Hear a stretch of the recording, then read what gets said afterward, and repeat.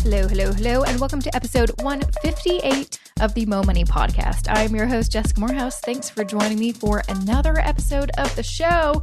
And this one is great because it's a repeat guest. I have had this guest on before, like in the early days of the show. So if you're a longtime listener, you may remember me interviewing John Robertson about DIY investing. Honestly, at that time, I really didn't know a heck of a lot of about passive investing and index funds and all that kind of stuff. I was still kind of a noob myself.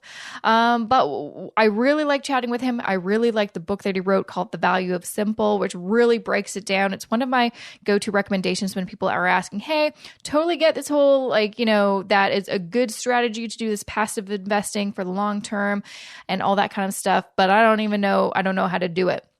Especially when you're Canadian and you're like, I just need someone to show me, what accounts in, what a brokerage is, all that kind of stuff.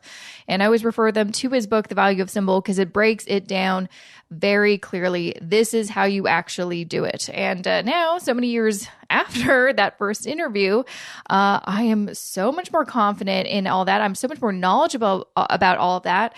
And I wanted to have him back on the show to have another conversation about investing where I kind of know a little bit more about what the hell I'm talking about.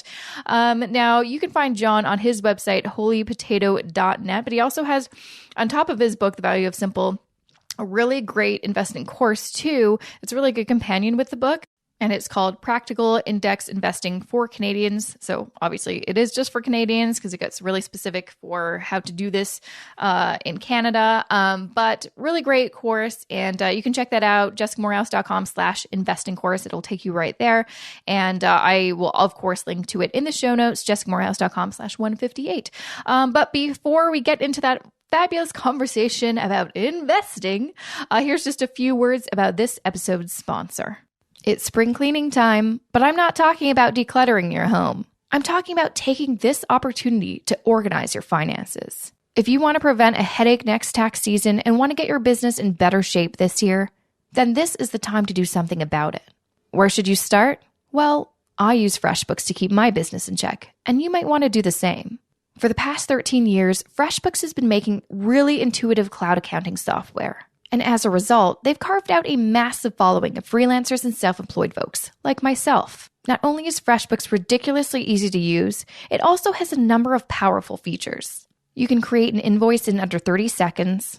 You can make professional-looking proposals that include a project outline, scope of work, and timeline. You can even link your bank account so your business expenses are automatically added to FreshBooks. You see, there's a reason I've been using it for the past few years, and that's because it's simple and it works. And FreshBooks is offering Mo Money Podcast listeners a 30-day unrestricted free trial when you go to freshbooks.com/mo and enter Mo Money Podcast in the How Did You Hear About Us section. Once again, go to freshbooks.com/mo and enter Mo Money Podcast in the How Did You Hear About Us section.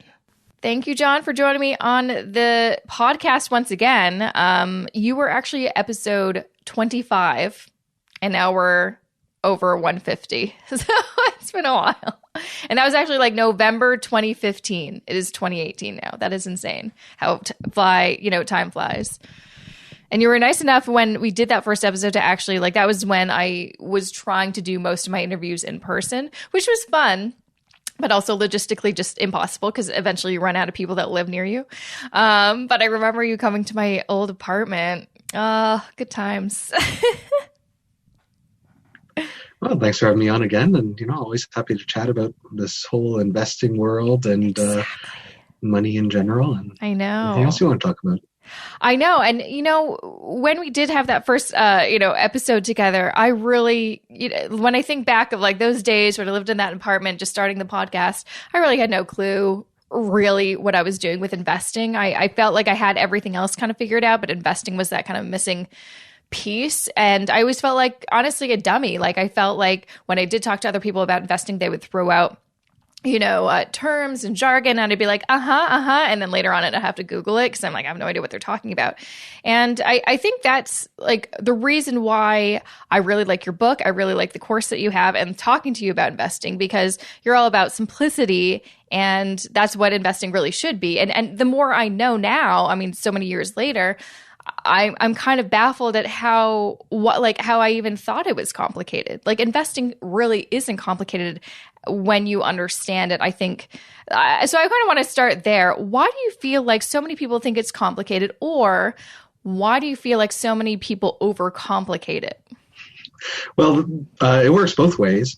First off, when it's unknown, it seems really complicated because there's all this language around investing that until you know it, even some of it, like what's a mutual fund, what's a stock, what's interest, what's compounded annual growth rate or CAGR, and these are all very understandable terms if you take some time to learn them a bit. But when you don't know them, it sounds like this whole foreign language that people are speaking, and it's intimidating.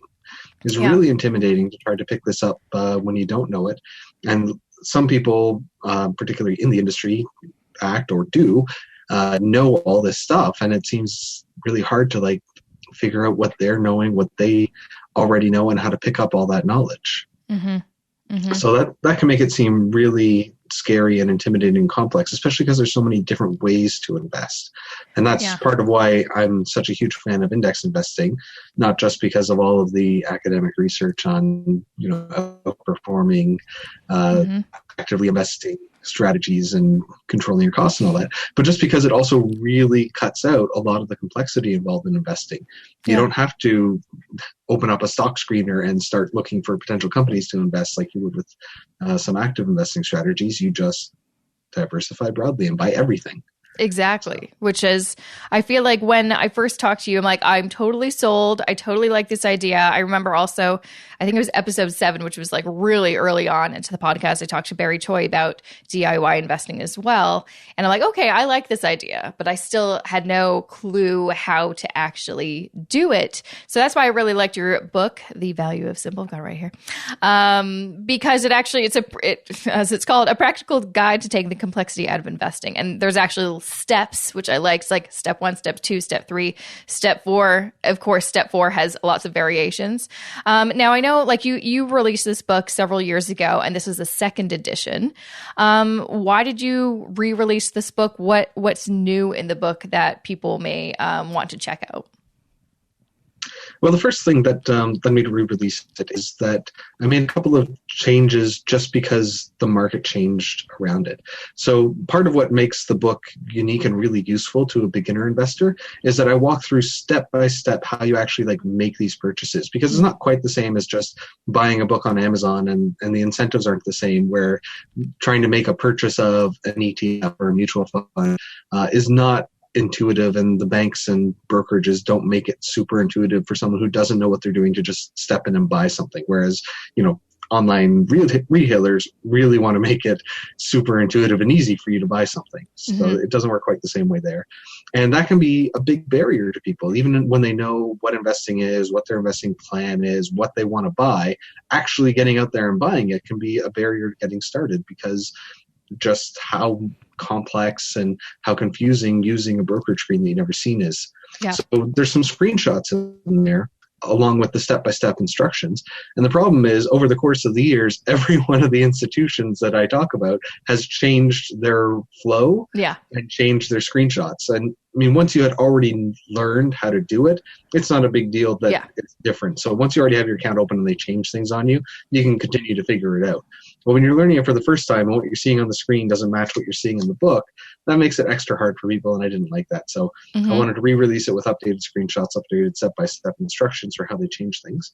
And also the market changed, because pretty much the day I sent the book to the printer, Nest Wealth, Wealthsimple, and Wealth Bar, and then after them, a whole bunch of other robo-advisor companies started coming out. So this whole new thing of robo-advisors, which is another great way for people to get investing. So when they want to get their money invested and they want to figure out how to do that, this became a 4th really good option alongside the other 3 that I detailed.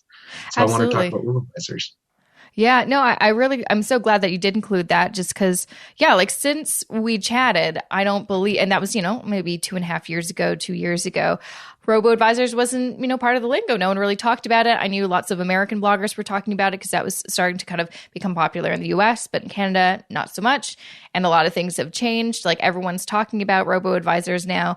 And I'm a big fan of them just because, for me, it is a great like introduction or gateway into just getting yourself out of high cost mutual funds. But it's a good step before doing the DIY. I know a lot of people transition from mutual funds to a robo-advisor just so they can, start investing, index investing with lower fees. And then as they get more comfortable with like the lingo and what's going on and how this robo-advisor actually works, then they feel like they're a little bit more confident to take that. So it's a really nice like bridge, I'd say. Yeah, and I mean, even if you don't use it as a bridge, if you just invest with a robo-advisor forever, that's totally fine. And totally, I mean, they provide that investing at a much lower cost than the other way, the traditional way of investing without having to learn anything, which was going to a salesperson and having them set you up with a bunch of high-fee mutual funds. And those high fees take out a huge portion of your overall potential returns after a whole career of investing, like 30, 40 years of investing. Exactly. And cutting those down from like 2.4% or so, which is fairly typical for a retail mutual fund in Canada, to less than 1%, which a robo-advisor's all-in cost is going to be, is great. It's huge. Yeah. And it's so simple too. I mean, I think that's like the great thing about robo-advisors. They're completely online and you just basically have to have internet access to open up account and start going.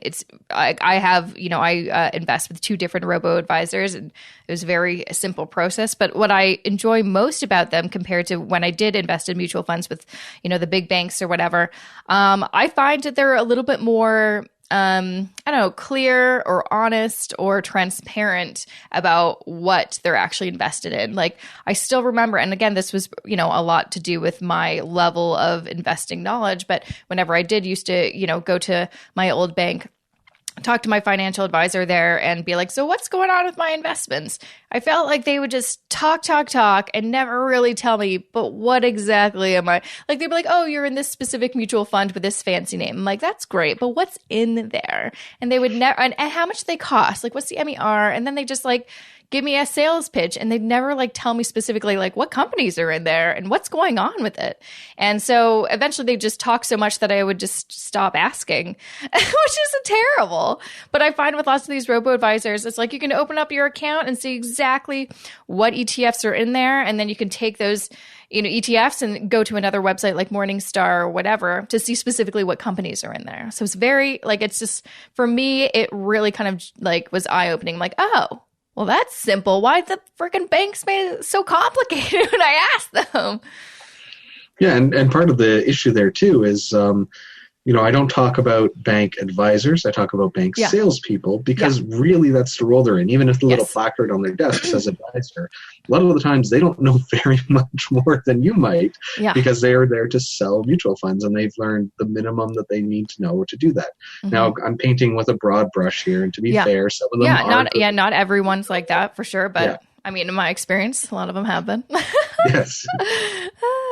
But yeah, no, I completely agree. I feel like, especially like the last one I had, like my experience is kind of twofold. I had one advisor with a big bank who was awesome, who was great, really liked him. And I felt like he did do a good job. He unfortunately left to go to another institution. And we didn't know where. And so we got this other guy and he was just like complete opposite, complete salesperson. And which is a big reason why we left and then decided to move our money to robo-advisors. But I just felt like the whole time he was trying to sell and wasn't advising. And that really did kind of open up my eyes to a lot of, not everybody, but a lot of those advisors at big banks.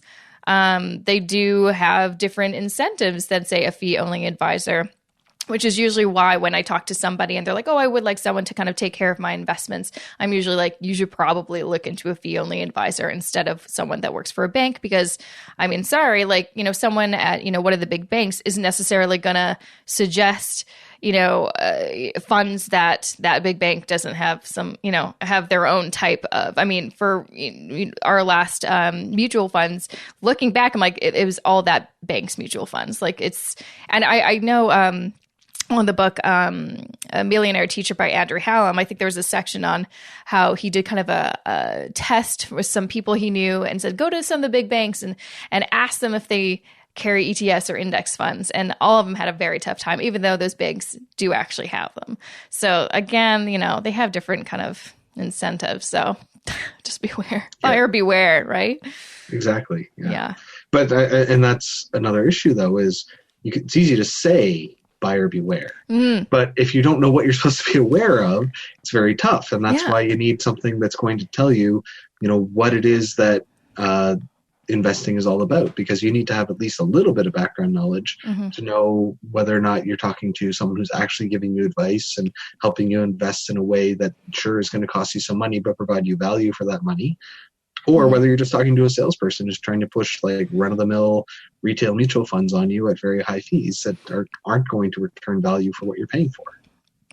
Exactly. Do you feel like a lot of this has to do with just how things have evolved, like just the financial industry has evolved in the past several decades? I feel like, and I don't know, but I feel like when I was growing up, it was common practice, like, my parents and their friends or whatever would go to like a big bank or, financial advisor, and they would have that person take care of things. And they don't say like, they didn't really get screwed. You know what I mean? Like they're doing fine. They're on their path to retirement. But for us, I feel like things have shifted in that in order for us to actually reach some of our financial goals and retire and have a good, amount set aside for us, we really do need to be more informed. Like, why do you feel like to me, I tell everybody, I'm like, you need to understand investing because no one else will really help you. Even if they are a fee only advisor, you really do need to know what they're talking about. But I feel like in my, older generations, you didn't really need, you could still get by and do fine without kind of that knowledge. Well, I mean, part of that is the world that they were in, right? Yeah. Defined benefit pension plans were much more prevalent for them. So investing was like their fun money, their bonus to help enhance their retirement, not the core of their retirement savings. So even if they paid a whole bunch of fees and ended up with less than they could have, they still ended up with a fair bit at the end. Yeah. And that's also a difficult thing, is like, what's the counterfactual? What was the other option available to them? So even if they paid a bunch of fees, they still had money at the end, and then they're living off that money and they seem like they're doing okay. But you don't see the case where if they had managed to invest in the same way, but saving half of that amount of fees for doing some of the investing and implementation on their own, just getting the advice part, then they might have been even better off than they were. And then there's also other factors that go into that, like the housing market and whatnot, which I'm just not going to get into right now. But. I know. What I would like to get into actually is just like talking about some of the steps that you really go into in the book, which I think are super important. Basically, it seems like putting into practice, index investing, you've kind of broken it into 4 steps. And then the 4th step is kind of a couple different steps, kind of depending on what avenue you want to go into. So I'll kind of just go through them quickly. We can kind of touch on each of them. So step 1 is make a plan. Step 2 is determine your risk tolerance and asset allocation. Step 3 is account allocation. And then step 4 is create an account and invest. And that could be with a number of different ways. You can use Tangerine, a robo-advisor, TD Direct investing in ETFs. So let's first talk about make a plan. Now, what do you mean by that? Do you mean first make a financial plan for yourself? Or what do you mean by that? At least some structure of a plan. So ideally, you're going to create a really nice detailed financial plan with some alternatives. You're going to lay out what your priorities are, why you're doing all of this. And there's lots of great books out there that you can read that will go more into planning, and you can go and hire a fee for service financial planner to help you create that plan, because that's going to help, underlie all of your investing goals. You can come in with a really basic, nebulous plan in the back of your mind, which is, I'm just going to invest some money so that I have more money later. That's not a detailed plan. No. It's not a great plan, but it's not terrible. It's at least something, and it's a starting place. So the plan is going to help you understand, what sort of risk tolerance you're going to have, because you're going to have to use that next to figure out what you're going to be buying. Yeah, let's talk about risk tolerance. What exactly does that mean, and what should people be aware of? And so that's another part that you really have to understand with investing, is that there is risk involved. There's always risk involved, and there's risk in everything. And the risk comes in different time scales, different appearances, and different levels of risk. So we tend to talk about stocks being risky, or equities being risky, and bonds being less risky. And so you want to find that nice balance. But bonds and cash are less risky in the short term. Yeah. But holding just cash is going to be risky for your financial plan in the future because it's not going to grow enough for you to eventually retire on it. Now, if you want to go that way, you can create a plan that lets you invest in pretty much just a savings account, like no volatility risk, no uncertainty there. But because the rate of return is going to be so low, your savings rate is going to have to be huge. You're going to have to live on like less than half your income so that you can save so much more to be able to have that and ensure that there will be enough money there for you to have a nice long retirement later. Mm-hmm. That or your plan is implicitly going to mean that you won't have a nice long retirement. Mm-hmm. So, I mean, there's all these trade-offs that you can make with your plan and your risk tolerance. Your risk tolerance is basically saying, how much am I going to be able to sleep at night? If I buy these investments that are going to go up and down, how much am I going to be able to tolerate those down periods? Mm-hmm. And what are my backup plans if something goes wrong? So if you're planning to invest for retirement, then you can take a relatively large amount of risk, particularly if you're a younger person such as yourself. You've got decades before you're going to be retired. Mm-hmm. Even if stocks go down in the next couple of years, you've got time for them to recover and potentially be at an even higher level by the time you retire.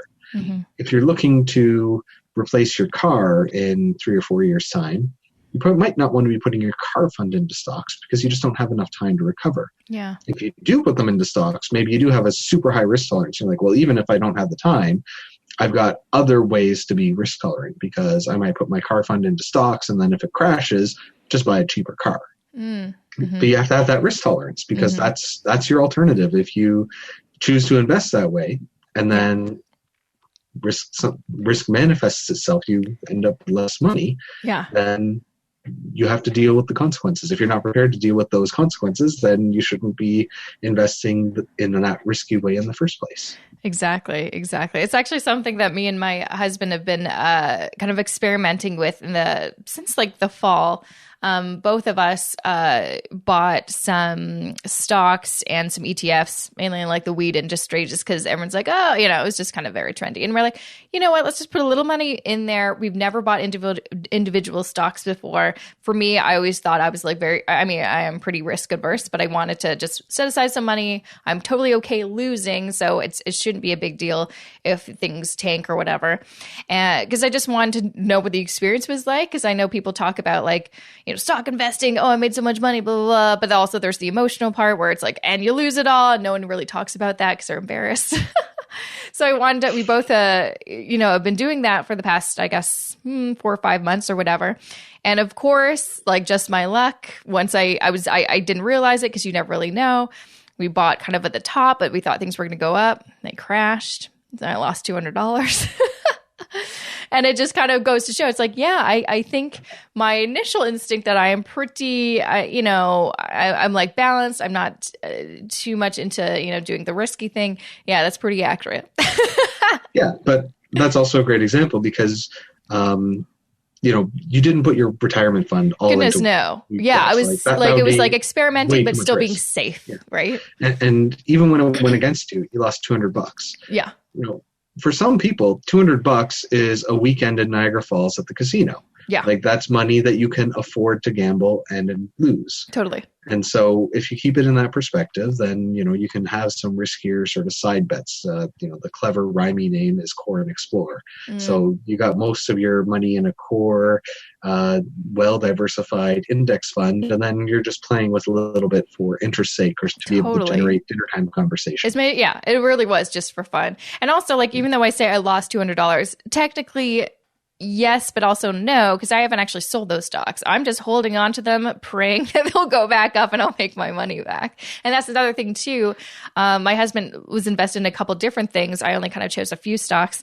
But when things started to really go down, he invested a lot more money than I did just because he could afford to.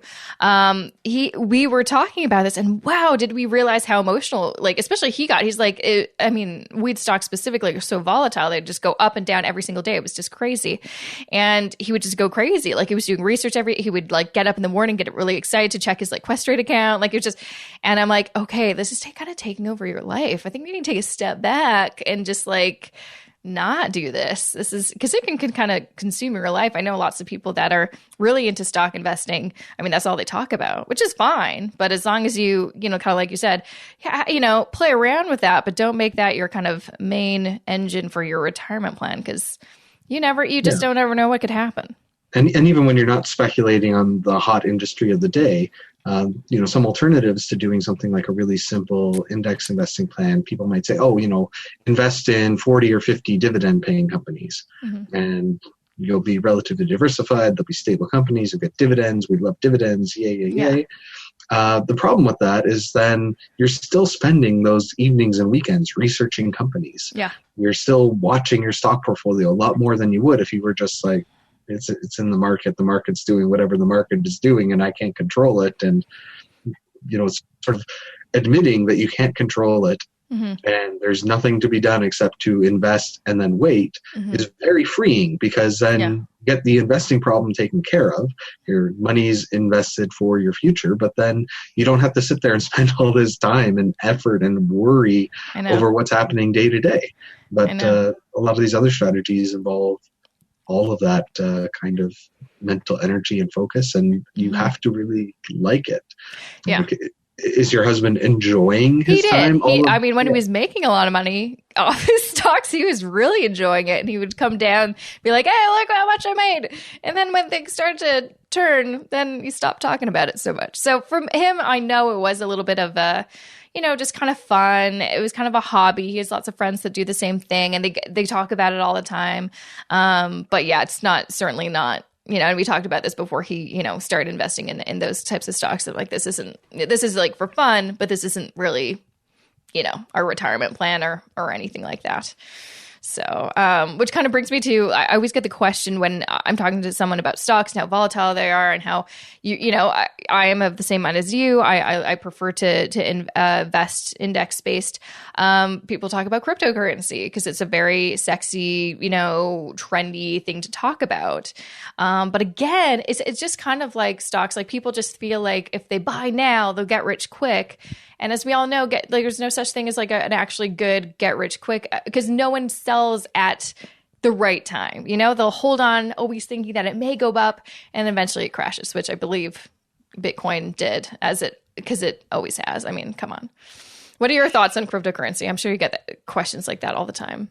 Well, it's interesting that the questions were really coming fast and furious in sort of like November, December of 2017. Now that it's sort of come back from those highs, I don't get any questions. Yeah, no one's like, oh shit, I lost a lot of money, I don't want to talk about it. Or it doesn't look like it's rocketing up to the moon anymore, so I'm not as interested in it. And it's not an investment, it's a total rank speculation.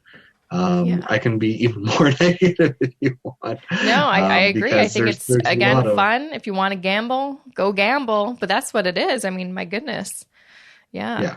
It's just crazy. Yeah, very, very much a gamble, and not, someplace to put your retirement nest egg. Oh my gosh, no. And so some of the stories I've read, I remember reading something in the paper about, I think it was this couple from Vancouver. They liquidated some of their, I think it was maybe mutual funds or something like that, to build their own like Bitcoin mining farm or something. Yeah. And I'm like, what are you doing? Why? I hope they're okay. I don't know. That was back in like the fall when things were going crazy. Yeah. And that's another thing where like Bitcoin mining is its own sort of enterprise that people are getting into, and they don't realize that the economics change very quickly. Yeah. As Bitcoin gets more and more expensive, and you've got the mining rig, then, if you're getting so many Bitcoins mined, as they become more valuable, or whatever coin it is that you're mining, as they become more valuable, then your mining rig sort of becomes more profitable. Yeah. But then as more people come in and compete with you to do the mining, you get fewer hashes discovered yourself, you get fewer coins mined, and then the economics change for you, and you end up making less money as more competition comes in. And then if on top of that the coins devalue, the investment suddenly doesn't look nearly so good. Gosh, it just seems and it's complicated and ever changing and moving, and this is a tough space to be in. Yeah. And a lot of people who have no idea what a cryptocurrency is or how it works are some of the most interested in it. And it scares me a little. It scares me too, especially just like, more people are talking about investing in cryptocurrency than just doing boring old index investing. And like they know more about that than index investing. And it's just like, oh my gosh, no, it should be the reverse. Start with something solid, a little bit more, secure, and then you can play with your money. So, I mean, these things are exciting and they're fun to talk about and they make the news. Yeah. Index funds don't make the news. And that's a good thing. Exciting. I know, it's a good thing, but it's boring. Try to set it up really simple, really easy to maintain, and then just go and live your life and do the things you actually enjoy. Yeah, and I feel like that was, I think, my biggest issue when I was started investing, because I did think it was overcomplicated. And the reason I thought it was overcomplicated was people were talking about all these different things like Bitcoin and stocks and, options and futures and all this kind of stuff. Hey, those things exist. That's great. But at the end of the day, if you want to just set yourself up for success, it's actually pretty simple and boring. And I kind of just wish that story was, made the headlines a little bit more. It's like, if you want to be a smart investor, just do these 4 things and you'll be fine. Yeah, and it's hard because like that's a sort of perennial message and one I try to get across a lot. But at the same time, lots of people who are talking and most passionate about investing and trying to convince their friends to get investing, like, hey, don't forget that this is something you should be doing. Think about your future. Yeah. I mean, they're passionate about investing. They want to talk about the complicated parts of investing because they're passionate about it. They've got into that sort of thing. And that's not a way that, most of the world should be going into. Like they just need to get their money invested and then go back to what they do best. I know. And that's really just like a good lesson for personal finance in general, even though like I've somehow made a career out of talking about money. What I tell people is like, my goal is just to inform people enough that they can set themselves up, they've got a plan, and they could just live their lives. Like, I don't feel like everyone needs to be as into personal finance as I am to set themselves up for financial success. Like you don't. I just like talking about it a lot because there's so many different elements. But at the end of the day, there's a couple things you need to set yourself up and then just live your life. And that's exactly. Really I mean, to make a comparison to another element of personal finance, like there are some people that are really into grocery shopping. Oh my gosh, like it's a whole they're on thing. All the coupon sites. Coupons. They're comparing all the flyers. They know which stores will match which other ones. They got all, and they can talk about that sort of stuff for hours and hours and hours. That doesn't mean you need to get into that level of detail to put groceries in your fridge. No. It's like you need to know, like, I need groceries for my fridge. Yeah. And I want to be relatively frugal with it because groceries are an important part of my budget. Exactly. And like, that's about it. I know. And then you can get on with the rest of your life, right? I know. I can never get on to the couponing. So it's the same thing with investing. There's all this other stuff in the weeds that people will love to talk about who are really passionate about it. But you don't need to know all that stuff. No. Well, same goes for, I'd say, like travel hacking. Something that I think is great, but I just don't have the inclination or the time or the energy to like do all that stuff. I think it's awesome when someone's like, I got this trip for free from points. I'm like, great. I don't really care. I would rather just like spend my time doing something totally else than trying to figure out how to get some trip on points. Or I'd rather just make more money so we can afford the flight myself. I don't know. But that's just me. But I think it's great when people get free shit from, flights and stuff. So just talking about the 2 other steps in order to put things into practice. So, we went through making a plan, have that solid foundation, then determining your risk tolerance and asset allocation. So actually, we didn't really touch on that. So I think you kind of touched on it. It's like you want to have a good balance of kind of riskier things and less risky things, so you are more balanced. Is that kind of what the gist is? Yeah, pretty much. And then also sort of decide on your own asset allocation. So there's lots of model portfolios out there that are going to say, get this bond fund, this international fund, this US fund, and this Canadian fund for your mix of equities and bonds. And then you just decide on the ratios that you want. So a very simple rule of thumb that I like to use is to just decide on your overall risk tolerance. That determines how much you're going to put in bonds versus the other stuff, which is what I call the risky stuff. To put super technical labels and everything. And then for the risky stuff, just split it equally from US, Canada, and then rest of the world. Some people are going to take issue with that. And I get, that's one of the more common, frequently asked questions is, oh, well, this study says that, Canada is only this portion of the world, so maybe it should only do this. And, oh, the CPP investment board only invests 16% in Canada. Why do you say 33%? And I'm like, it really doesn't matter that much. If you want to follow them, then you go ahead and follow them. Yeah. You just have to decide that for yourself. And the big thing is to just decide on it and stick to it. As long as you're not bouncing around, it's not really going to matter, because you can't know in advance which of these asset classes is going to be the best, which asset allocation is going to be optimal. You just simply can't know. And so I don't spend a ton of time talking about that. Just pick something and stick to it. Yeah. Whatever basis you want to go. If you want to copy the CVP investment board, if you want to copy the global market cap and use that, or if you just want to do an even split, like I suggest as a good starting default. It doesn't really matter as long as you stick to it and you're not changing it up every 6 months because you read a new article that suggested some different split. 100%. Yeah. No, I like that. Again, simple, right? So simple to implement. Step 3 is account allocation. Does that mean where to house your investments?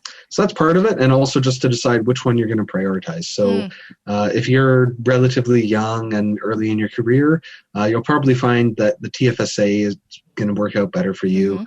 The RSP might work better if you're making more money, and especially compared to how much you're going to have later in retirement. They both work to shelter your investment gains from taxes. And then if you have both, you may or may not want to split up your investments into different shelters. That can make things a lot more complicated. I generally just say clone stamp your portfolio into each of your baskets. But if you want to split it up, there is some room for optimization there. And there you do have some basis, because things like the U.S. withholding tax would make it better to hold U.S.-based ETFs in your RSP versus your other accounts. But then, if you don't want to get into the complexity of buying U.S.-listed ETFs, then it matters a lot less. And then, again, clone stamping your portfolio across all of your accounts makes more sense. What does clone stamping mean? I don't think I've heard that before. Sorry, that just means to copy and paste. Just make it that's what I figured, but I just wanted to double check. I've never heard clone stamping before. Sorry, I thought that was a tool in Photoshop back in the day, was the clone stamp. Yeah, it is. It is. Yeah. So basically, for most people out there, just using the same asset allocation across all your accounts, your TFSA, your RSP, and your non-registered, if you end up having one, is going to be the simplest plan to follow. Yeah. Because it gets more complicated to divide up your asset allocation. It's harder to rebalance when you only have one thing in one account and one thing in a different account.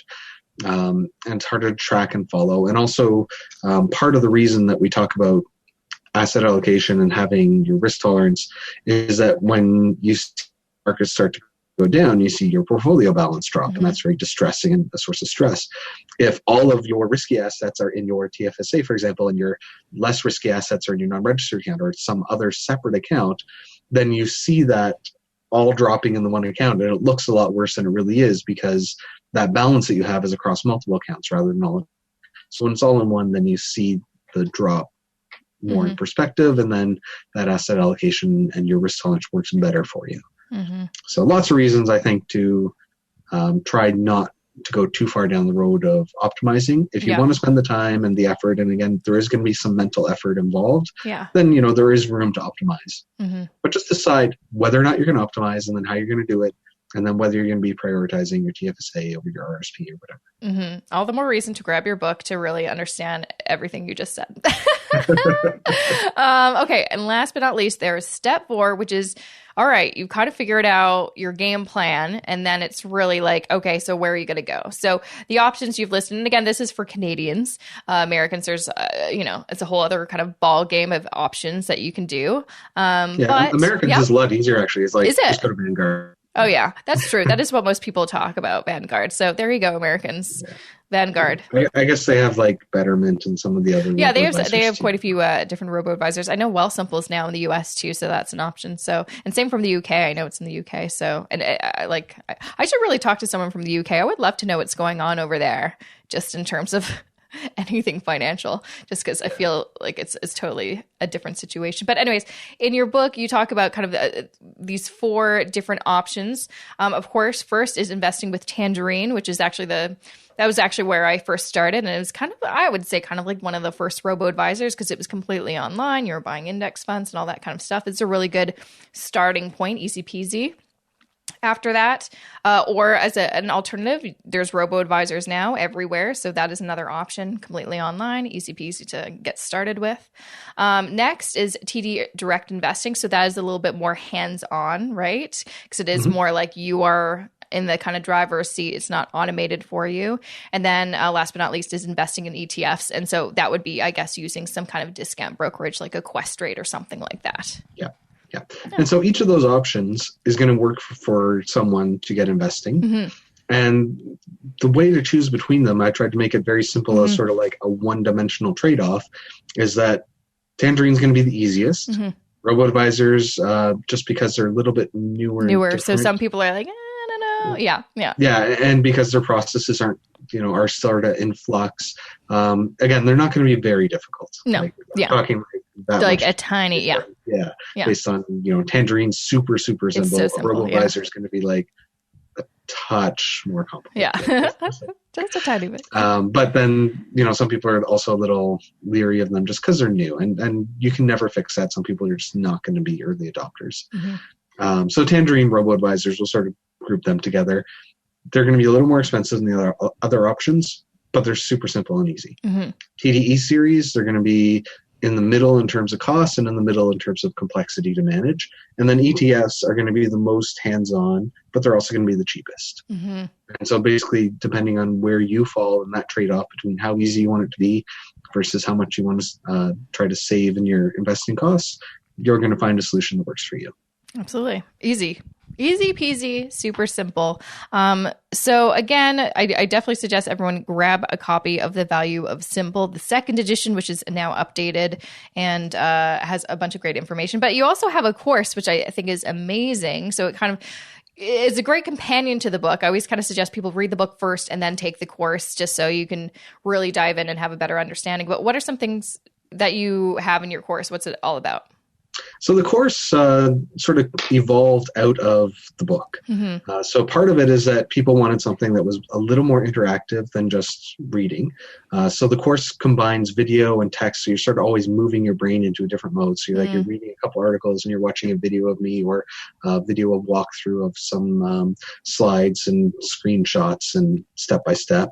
And then back to reading some text and looking at an infographic and stuff like that. So you're getting it in different mediums, but also goes into a lot more detail because I just have the ability to do that. And it's particularly some of the details that are changing a little more frequently, where it's really difficult to change things in a book and then come out with a second edition and all that. It's relatively easy to change in an online course and to respond to people's questions.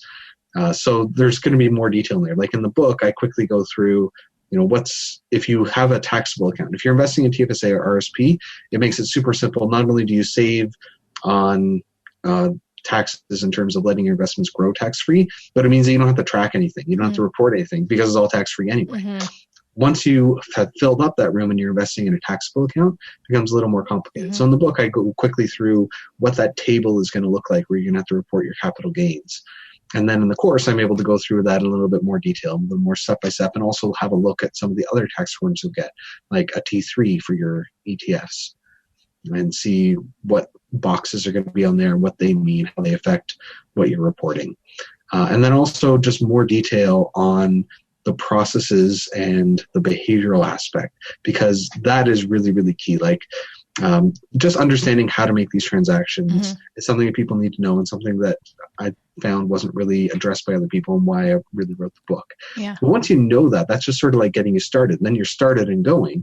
The other key thing is to not overcomplicate things, to not get sucked down the rabbit hole of buying weed stocks and cryptocurrencies and whatever the next hot thing is going to be next year that people are super interested in. Like if you want to put a little bit of play money into a core and explore, that's fine, but to not start complicating your portfolio and finding that in a couple of years you have what we used to call the advisor 2-4, which is where you keep going to your advisor at the bank every year, and then after 24 years you got 24 different mutual funds in there with no coordination between them. And you don't want the same thing to happen to your portfolio, where you keep getting distracted by things or new things come out, and then soon enough you got a really unwieldy portfolio that's hard to manage. You want to try to keep it simple, and ramming that message home is kind of difficult sometimes. And also the other tips and tricks that are going to help keep you on track. Like just simple things like using your calendar. Like if you've got Google Calendar or Calendar app on your smartphone that you use to organize your life, put some of your investing milestones in there too. Like if you want to remember to rebalance once a year, put a yearly reminder, and you can set it up and have it automatically propagate for the rest of your life. As long as that digital calendar exists, you'll get a yearly reminder to rebalance your portfolfolio. Exactly. And, it doesn't have to be New Year's. Like some people will think, oh, maybe New not. Year's. Yeah. And that's the point I make. I'm like, I would never rebalance my portfolio. That sounds like a terrible idea. I set it up for the end of March because that's when I'm starting to get all my stuff together to file my taxes anyways. Exactly. So that's a great idea, actually. I like that. You're already in that mode. Yeah. Yeah. That's awesome. Okay. And where can people learn more about that course? So the course is at course.valueofsimple.ca, and that'll forward you to the Practical Index Investing course, which is hosted by Thinkific. Fabulous. Well, John, thank you so much for taking the time to really dive into index investing with myself. I really appreciate it. And where can more people find more information about you and follow you on social media? So I've got a personal blog at holypotato.net. I talk about all kinds of things. I've got all kinds of tools up there. It is an old blog and it looks old, and one day I might get around to refreshing. I feel like you said that last time. Not anytime soon. Yeah, I know. I probably said that 3 years ago. It'll probably be another 6 years before I ever actually get around to doing it. But there's some nifty stuff on there, like in addition to talking about investing, there's things like the CPP calculator that I made up, and just general tiny articles that sort of come up and don't belong in a perennial thing like the course of the book. The book's website is valueofsimple.ca, and any that has a little mini blog associated with it, and that's basically just focused on things related to the book. So when one of those providers changes their interface and I got to let people know, that'll be on that version of the little mini blog. And if I ever get something like a library talk going, then I usually let people know in that space as well. And then, of course, on Twitter, I'm at holy_potato. Awesome. Thank you so much, John, for joining me on the show. It was a pleasure chatting with you again after so many years. I'll have to not wait so long till next time. Well, whenever you want to have me back, I'm happy to come back. And I know. I'm sure there will be plenty of developments in the investing world in another year or two. Yeah. All right. Thanks, Jessica. And that was episode 158 of the Mo Money Podcast with John Robertson. Check him out on his blog, holypotato.net. Also check out his investing course, Practical Index Investing for Canadians. Quick link is just jessicamorehouse.com/investing course. And I will link to it in the show notes, jessicamorehouse.com/158. So you can check more about that out. That's that. A few more things to share with you. Stick around. Just a few words about this episode's sponsor first. Track your hours, format the estimate, work out taxes, capture your expenses, chase that late payment, prepare the invoice, submit the proposal. Welcome to the worst part of being a freelancer, otherwise known as paperwork. The good news is that the good people at FreshBooks have created a ridiculously easy cloud accounting software for freelancers that turns tackling these time-sucking, never-ending tasks into no big thing. Send a polished invoice in 30 seconds, set yourself up to get paid online in 2 clicks, and manage your expenses by taking pictures of receipts from your phone. Oh, and if you need to whip up a quick proposal to land the gig, FreshBooks has you covered too. Now you can include an outline of your project, scope of work, and a timeline as part of your estimate. No more switching software, no more fussing over style and formatting, and most importantly, no more wasting your precious time. To find out all the ways FreshBooks will transform how you deal with your paperwork and to get a free 30-day trial, go to freshbooks.com/mo and enter Mo Money Podcast in the How Did You Hear About Us section. Once again, that's freshbooks.com/mo and enter Mo Money Podcast in the How Did You Hear About Us section. All right, like I mentioned last week, some exciting things in the works. But the most exciting thing is obviously Rich and Fit is back better than ever. So if you've been a long-time listener or follower of mine, then you already you remember hearing about Rich and Fit. Me and my pal Jacqueline Phillips, fitness coach. She's been on like the cover of Inside Fitness. She's killing it in the fitness industry right now. We teamed up a few years ago when we were working together to create Rich and Fit, a kind of lifestyle brand about getting rich and fit. So fitness, personal finance, marrying both of those things, because those are kind of people's biggest struggles in life, right? And so we teamed up to create the Rich and Fit Bootcamp. We created that last June and launched it a few times, closed registration, opened it up again this January. And now we've actually split that bootcamp up into two separate courses rather. We have Rich and Fit Financial Foundations and Rich and Fit Fitness Foundation. So if you want to focus on just your fitness, focus on just your finances, or do one after the other, now it is possible to do so. And if you would like to learn more, go to richandfit.co or just check out the show notes. I'll, of course, include some more information about that. But if you want to take this time in your life to really, take care of yourself, your finances, your fitness, your health, balance is a really big, balance and mindfulness are really big proponents of both of those courses.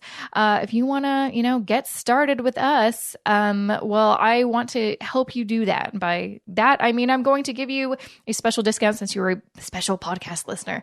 So if you head on over to the website, go to the courses page, and you go to the checkout, make sure to use promo code MOMONEY, MOMONEY, to get 20% off, just like that. And then you can get started working on getting rich and fit and being part of our private Facebook community for rich and fit students as well.